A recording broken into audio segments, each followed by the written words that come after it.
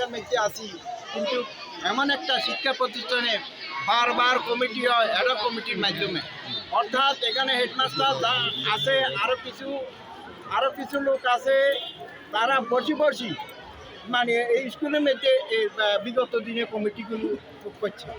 এখন আবার বর্তমানে একটা কমিটি করছে অ্যাডক কমিটি, সেটা হয়তো এই রাঙ্গন বা আমাদের চণ্ডীপুর বাসী ধারণা।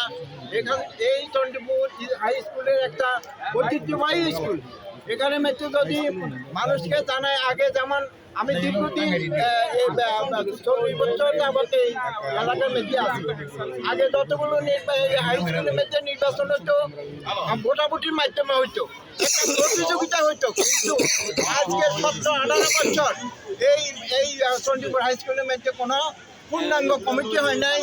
সবসময় চোরা কমিটি হইতো বা বিতর্কিত কমিটি হইতো। এখন আমি আমার চণ্ডীপুরবাসী যারা আছেন এবং আমার এই চণ্ডীপুর হাই স্কুল থেকে অনেকেই RICL TMX, যুগের পর যুগ স্থাপনা থাকে মজবুত। অনেক উচ্চতর ডিগ্রি নিয়ে বিভিন্ন জায়গার মধ্যে আছে, বিভিন্ন শিক্ষা প্রতিষ্ঠান আছে, বিভিন্ন প্রশাসনিক কাজে আছে। আসলে আমাদের আজকে দুঃখের সহিত বলতে হয় যে ছাত্র অভ্যুত্থানের মধ্য দিয়ে বাংলাদেশ স্বাধীন হয়েছে, স্বৈরাচার মুক্ত দেশ হয়েছে, কিন্তু আমরা এখন এখান থেকে মুক্তি পাই নাই। চণ্ডীপুর হাই স্কুল এখনো স্বৈরাচার থেকে মুক্তি পায় নাই। একজন স্বৈরাচার দুর্নীতি প্রধান শিক্ষকের কাছে আমরা সবাই জিম্মি হয়ে গেছি, যার কারণে আমরা স্কুলে কোনো বিষয়ে কোনো কিছু জানতে পারি না, শুনতে পারি না। স্বৈরাচার 15 বছরও শুনি নাই, এখন আমরা শুনি না, কারণ উনি ওনার মতো করে কিছু টাকা চালাচ্ছে। উনি ধরাকে সরাজ্ঞান করে, কাউকে কোনো প্রকার মূল্যায়ন না করে, কারোর সাথে যোগাযোগ না করে, উনি ওনার মতো করে আবারও আওয়ামী লীগকে পুনঃপ্রতিষ্ঠা করার জন্য, ওনার আজকের এই অপপ্রতিষ্ঠাকে মানে ব্যাহত করার জন্য, নষ্ট করার জন্য আমরা ওনার যে উনি যে আওয়ামী লীগ প্রতিষ্ঠার যে কমিটি জমা দিয়েছেন সেটা অপসারণ এবং ওনার বিচারের দাবি করছি। পাশাপাশি উনি যে 15 বছরের যে দুর্নীতি করেছে, স্কুলে অনেক আয়ামের তারতম্য করেছে, উনি সম্পদ অনেক পাহাড় করেছে, সেটা সুষ্ঠু তদন্তের জন্য আমরা মাননীয় জেলা প্রশাসক, উপজেলা নির্বাহী অফিসার, দুদক লক্ষ্মীপুর থেকে শুরু করে সকল সংস্থার প্রতি সুদৃষ্টি আকর্ষণ করছি।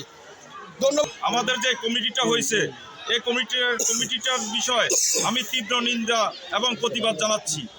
আমি চাচ্ছি এই কমিটিটা বাদ দিয়ে নতুন একটা স্বচ্ছ স্বাধীন কমিটি হোক। এটাই হচ্ছে আমি আমার স্কুলের গার্ডিয়ান হিসাবে আমার এই মতামতটা আমি প্রকাশ করলাম। আল্লাহ হাফেজ। প্রত্যেকটা প্রতিষ্ঠানে আনাচে কানাচে সর্বত্র তাদের দোষ রয়ে গেছে। সর্বক্ষেত্রে তারা সমাজে নানান প্রতিবন্ধকতা, বিশৃঙ্খলা তৈরি করে যাচ্ছে, নানান প্রকার নানান কৌশলে বিভিন্ন রকমের অপচেষ্টা করে যাচ্ছে। তারই ধারাবাহিকতায় আজকে চণ্ডীপুর মানুষ নিজের স্বেচ্ছাচারিতার মাধ্যমে অনিয়ম করে যে কমিটিটা করা হয়েছে, এটা বিরুদ্ধে এলাকার সর্বত্র তথা চণ্ডীপুর ইউনিয়নের সর্বপ্রকার সকল প্রকার লোকে বৃন্দ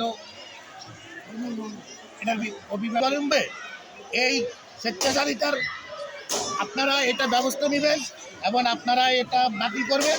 আর তা না হলে আমরা সবাই ঐক্যবদ্ধভাবে এটার বিরুদ্ধে সোচ্চার হব। আন্দোলনের মাধ্যমে কীভাবে এটাকে নস্যাৎ করা যায়, কীভাবে এটাকে শেষ করা যায়, আমরা সবাই ঐক্যবদ্ধভাবে সেই ঝাঁপিয়ে পড়বো, এটাকে শেষ করবো ইনশাআল্লাহ। এই বলে আমি আমার সংক্ষিপ্ত বক্তব্য শেষ করলাম। সমাবেশ অনুষ্ঠিত হয়েছে, আমরা চাই অতি সেই প্রতি যারা বসে আছে তাদেরকে অপসারণ করা হোক। আর যে কমিটিটা উনি দিয়েছেন সেই কমিটি তাড়াতাড়ি কিন্তু সত্য বাতিল করা হোক। এবারে আমার বক্তব্য। 18 বছরে আমাদের বাচ্চা কাচ্চা তো এই স্কুলে পড়ছে নাকি? আমরা আপনারা কেউ এখানে সুবিধার জন্য একটা দিন আসার সুযোগ পাইছেন কি না? আমরা পাই নাই। কি কারণে?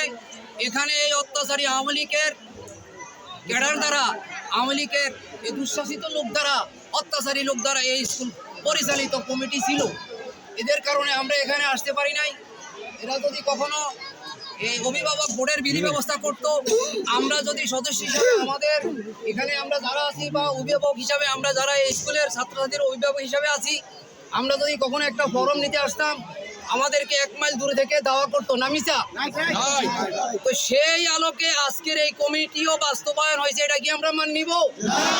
তাহলে আমার একটা প্রস্তাব সকলের কাছে, আমরা সকল চণ্ডীপুরবাসী চণ্ডীপুর গ্রামের এই চণ্ডীপুর ইউনিয়নের থেকে শুরু করে চণ্ডীপুর গ্রাম থেকে শুরু করে আমরা যারা আছি এই স্কুলের ভালো মন্দ এই যে এরপরে জানো এইটা জানো এই কমিটি নিয়ে পরবর্তী এখানে না বসে এই কমিটি বাতিল করার জন্য যা কিছু করার করবে, না করলে এই এলাকার আপনাকে মানিয়ে নিবে নাকি এটা সোজা এটা কেউ মেনে নিবে না। এটা আপনাদের কাছে আপনারা লিখিতভাবে জানি ইএনও টাইগার শিক্ষা অফিসার ইএনও স্যার এবং ডিসি স্যার এবং শিক্ষা বোর্ডে আপনারা এটা দেন যে এলাকার এটা গ্রহণ করবে না। আর এখানে অপ্রীতিকর ঘটনা কোনোটা ঘটলে আপনারা যদি এদেরকে নিয়ে মিটিংয়ে বসে অপ্রীতিকর কোনো ঘটনা ঘটলে এরপরে দায়ভার আপনারা নেবেন, আমরা নেব না। আমরা এদেরকে এরা ক্ষিপ্ত এলাকার লোক সবাই বুঝে এই হলো আমার শেষ